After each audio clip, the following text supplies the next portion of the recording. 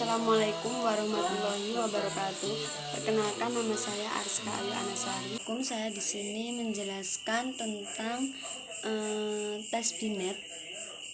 Menurut Alfred Binet, ahli psikologi, direktur laboratorium psikologi, melakukan pengukuran intelijensi menggunakan metode Paula Broca, yaitu dengan mengukur tempurung kepala anak-anak atau metode kraniometri. Pada tahun 1895 mendirikan jurnal ilmiah Lana Psikologi membahas tentang kraniometri, tetapi kemudian meragukan hasil penelitiannya terhadap kraniometri. Lanjut dasar teoritis tahun 1904 berpaling ke metode psikologis, membuat alat baru untuk mengukur ketajaman bayangan, ketahanan, dan kualitas perhatian, ingatan, kualitas penilaian moral dan estetika, serta kecakapan menemukan kesalahan logika dan memahami kalimat-kalimat. Tonggak awal perkembangan tes intelijensi modern. Lanjut tonggak awal perkembangan tes intelijensi. Bulan Oktober 1904, Binet dan Theodore Simon atau dokter rekan sejawat membuat skala intelijensi pertama, yaitu skala Binet-Simon atau skala 1905, alat ukur pertama untuk membedakan anak yang lemah mental dan normal.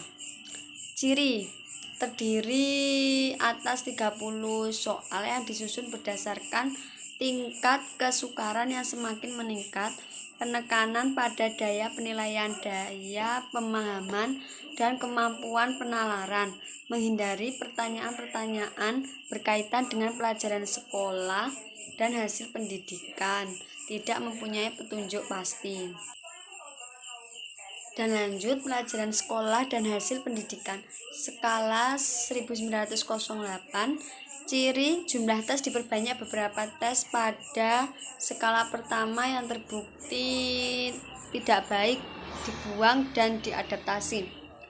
Tahun 1911, Lewis Madison Terman menyatakan kelemahan skala Binet-Simon, keterbatasan jumlah sampel 1000 anak-anak California.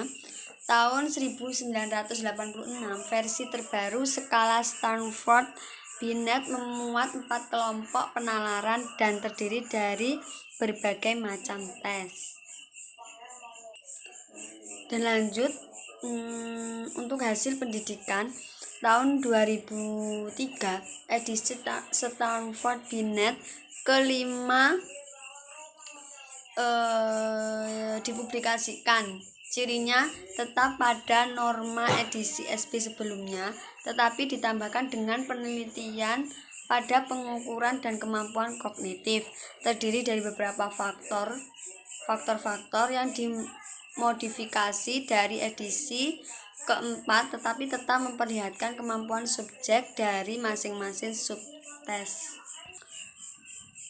Penyajian tes harus memperhatikan lingkungan, adanya orang lain, penggunaan bahan tes, lamanya penyelenggaraan tes, mempertahankan kondisi standar testing, menentukan tingkat umur basal dan Keiling. Penalaran abstrak atau visual, analisis pola, mencontoh bangun sederhana dengan balok, mencontoh gambar geometris yang ditunjukkan oleh penguji seperti persegi yang dipotong oleh 2 diagonal. Memori jangka pendek, mengingat bentuk tunjukkan gambar beberapa bentuk manik-manik yang berbeda yang disusun di sebuah kayu. Contoh, buatlah urutan yang sama dengan berdasarkan ingatan saja. Mengingat kalimat, ulangi kalimat yang diucapkan oleh penguji seperti sekarang waktunya tidur, dan membuat gambar untuk hadiah ulang tahun ibunya.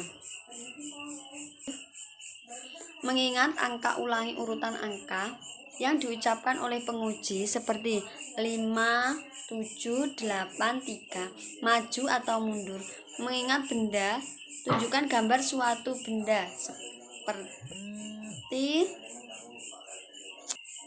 seperti jam dan gajah satu persatu. Kenali benda tersebut dalam urutan penampilannya yang tepat dan gambar yang juga mencangkup benda lain. Sebagai contohnya, bis, badut, gajah, telur, jam.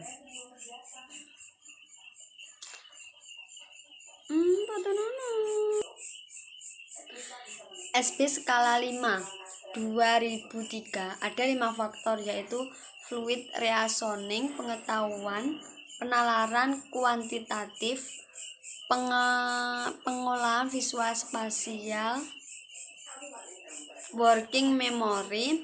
Kelima, faktor tersebut diukur dalam 2 domain, yaitu verbal dan nonverbal. Dapat digunakan untuk subjek berusia 2 tahun sampai 85 tahun.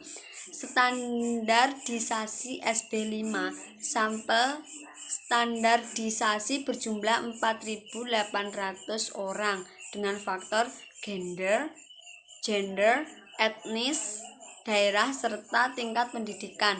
Reliabilitas SB5, setiap skor EQ verbal, EQ non-verbal, dan EQ penuh kurang lebih 0,9. Terima kasih penjelasan dari saya. Apabila ada salah, saya mohon maaf. Terima kasih.